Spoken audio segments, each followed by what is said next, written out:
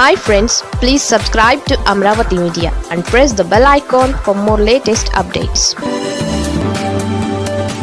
కూటమి సర్కార్పై వైసీపీ తొలి పోరాటమే వాయిదా. ఇలాగైతే ఎలా? ముఖ్యమంత్రి చంద్రబాబు నాయుడు, ఉప ముఖ్యమంత్రి పవన్ కళ్యాణ్ సారథ్యంలో రాష్ట్రంలో అధికారంలో ఉన్న తెలుగుదేశం, జనసేన, భారతీయ జనతా పార్టీ సంకీర్ణ కూటమి ప్రభుత్వం అనుసరిస్తోన్న ప్రజా వ్యతిరేక విధానాలపై వైఎస్ఆర్సీపీ తలపెట్టిన ఉద్యమ బాటలో తొలి అడిగే వాయిదా పడింది. ఈ నెల 11వ తేదీన రాష్ట్ర వ్యాప్తంగా నిర్వహించదలిచిన రైతుల సమస్యలపై ఆందోళన కార్యక్రమాన్ని వైసీపీ వాయిదా వేసుకుంది. 13వ తేదీన నిర్వహించనున్నట్లు తెలిపింది. ఎమ్మెల్సీ ఉప ఎన్నికల కోడ్ కారణంగా ఈ నిర్ణయం తీసుకున్నట్లు పార్టీ కేంద్ర కార్యాలయం వివరించింది. డిసెంబర్ 11వ తేదీన 5 జిల్లాలలో ఎమ్మెల్సీ ఉప ఎన్నికల కోడ్ అమల్లో ఉండబోతోంది.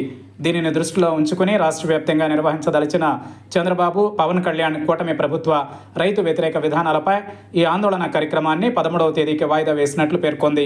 కూటమి ప్రభుత్వ మోసాలను నిలదీయడానికి, ప్రజా సమస్యలపై ఉద్యమ బాట పట్టాలంటూ పార్టీ అధినేత వైఎస్ జగన్మోహన్ రెడ్డి ఇప్పటికే పార్టీ శ్రేణులకు పిలుపునిచ్చిన విషయం తెలిసిందే.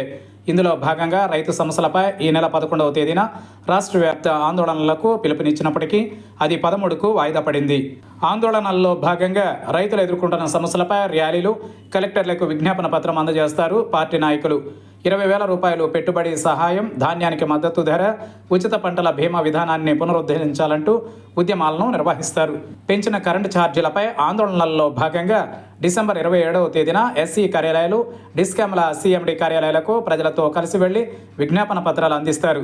కరెంటు ఛార్జీల పెంపును తక్షణమే ఉపసంహరించుకోవాలంటూ డిమాండ్ చేస్తారు. ఫీజు రియంబర్స్మెంట్ అంశంపై జనవరి 3వ తేదీన పోరుబాట పట్టనున్నారు వైఎస్ఆర్సీపీ నాయకులు. పెండింగ్ బకాయిలు విడుదల చేయాలంటూ విద్యార్థులతో కలిసి కలెక్టర్ కార్యాలయాలకు వెళ్లి వినతి పత్రాలను అందిస్తారు.